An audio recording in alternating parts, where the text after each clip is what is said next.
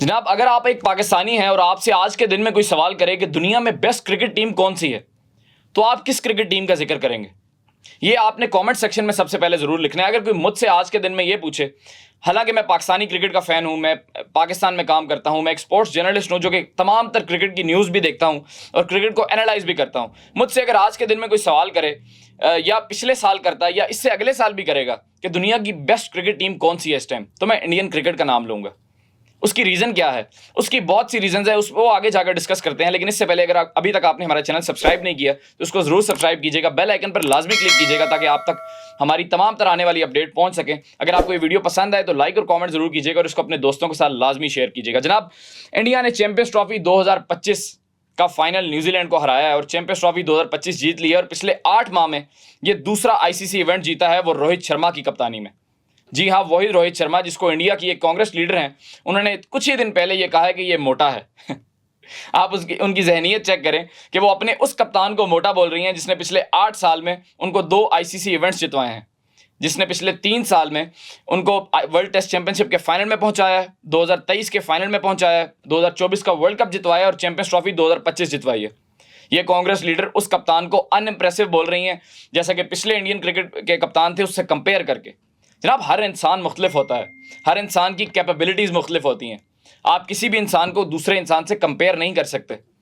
आप कभी भी बाबर आजम और विराट कोहली को कंपेयर नहीं कर सकते। आप रोहित शर्मा और विराट कोहली को कंपेयर नहीं कर सकते। इसमें कोई शक नहीं है कि रोहित शर्मा भी अच्छे प्लेयर हैं, विराट कोहली भी अच्छे प्लेयर हैं और बाबर आजम भी अच्छे प्लेयर हैं। लेकिन हर इंसान को उस रब ने डिफरेंट स्किल सेट दिया होता है और वो अपने ही स्किल सेट की बेस पर अपना नाम बनाता है। जनाब, रोहित शर्मा वो पहले कप्तान बन गए हैं जिन्होंने अपनी टीम को पिछले 8 माह में 2 आईसीसी इवेंट्स जितवाए हैं और ये कोई अकेला इंसान नहीं कर सकता। आप अगर बात करें ना, जैसे हम पाकिस्तान में एसोसिएट करते हैं कि बाबर आजम पाकिस्तान को क्यों नहीं जितवाता, बाबर आजम पाकिस्तान को कभी भी जितवा नहीं पाएगा। हालांकि Babar Azam world best player भी बन जाए, जो कि वो अभी भी हैं, one of the best players हैं, बेशक वो टीम से बाहर हैं, लेकिन वो अकेले पाकिस्तान को कभी नहीं जितवा सकेंगे। इसमें शामिल होता है आपका क्रिकेट बोर्ड, इसमें शामिल होती है आपकी गवर्नमेंट, इसमें शामिल होते हैं आपके फैंस और आपका कप्तान और आपकी टीम। जब ये 5 एंटिटीज़ मिलकर काम करती हैं, उसका नतीजा ये आता है जैसे आज इंडिया ने चैंपियंस ट्रॉफी 2025 न्यूजीलैंड को हराई और आसानी हराई। टॉप ऑर्डर आउट हो गया है, बॉलिंग काम नहीं कर रही, जसप्रीत बुमराह इंजर्ड हो गया है, पाकिस्तान आना नहीं है, दुबई में matches, remove all the shit, Indian cricket team is the world champion. और मुझसे कोई पूछेगा कि आज के दिन में बेस्ट टीम कौन है या आने वाले सालों में बेस्ट टीम कौन सी होगी, तो वो इंडियन क्रिकेट टीम होगी, मैं ये बोलूँगा और 100% ये बोलूँगा।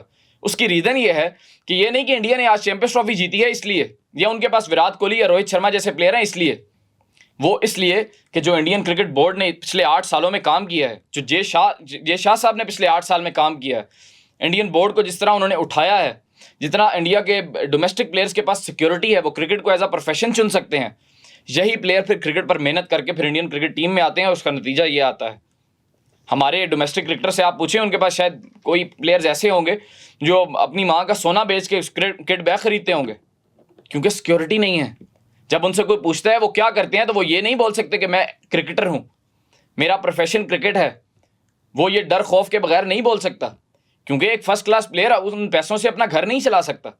दूसरी तरफ आप इंडियन क्रिकेट का सेटअप देखें कि उनके डोमेस्टिक प्लेयर्स के पास भी घर हैं जो उन्होंने खुद अपने पैसों से, डोमेस्टिक के पैसों से खरीदे हुए हैं। 100 मिसालें आप सर्च कर लें, किसी को टेक्स्ट कर लें, आप पूछ लें उनसे, उनके पास अपनी गाड़ियां हैं जो उन्होंने क्रिकेट के पैसों से खरीदी हुई हैं। उनकी गवर्नमेंट उनको बैक करती है। उनकी गवर्नमेंट ने बोला हमने पाकिस्तान नहीं आना, उनकी टीम नहीं आई, do hell with it, ICC जो मर्जी कर ले। बेशक ये गलत बात है, ये क्रिकेट को ख़राब करने वाली बात है, लेकिन आप देखें कि उनका सिस्टम कितना जल होकर चलता है। आप सिर्फ ये चीज़ नोट करें, आप देखें, फिर आप दूसरी चीज़ देखें तो उनका कप्तान कितना फेयरलेस है, जिसको अपने पर्सनल माइलस्टोन्स की कोई परवाह नहीं है। वो आ रहा है, वो टीमों को तहस नहस कर रहा है और निचले प्लेयर भी फिर उसी कॉन्फिडेंस के साथ खेल रहे हैं। मैं आज मैच देखते हुए एक बात नोट कर रहा था कि श्रेयस अय्यर जब खेल रहे थे, उनके साथ रोहित शर्मा आउट हुए, उन्होंने उसी ओवर में 6 रन मार दिए मिचेल ब्रेसवेल को। फिर श्रेयस अय्यर आउट हुए तो अक्षर पटेल खेल रहे थे, उन्होंने इसी ओवर में मिचेल सेंटनर को 6 रन मार दिए मिड विकेट के ऊपर से। ये वो अप्रोच है जो आपका कप्तान आपको देता है कि अपने पर्सनल माइलस्टोन्स हटा दो, आप खेलोगे टीम में, मैं आपको खिलाऊंगा, आप फेयरलेस क्रिकेट खेलो। और जब आप फेयरलेस क्रिकेट खेलते हो फिर उसका नतीजा ये आता है कि आपको पिछले 24 आईसीसी इवेंट्स के मैचेस में एक मैच सिर्फ आप हारे हैं। ये है इंडियन क्रिकेट टीम, और इसलिए मैं कह रहा हूं कि दुनिया की बेस्ट क्रिकेट टीम है ये इस टाइम। आप जरा देखें कि हमारे एक्सपीरियंस प्लेयर्स क्या करते हैं।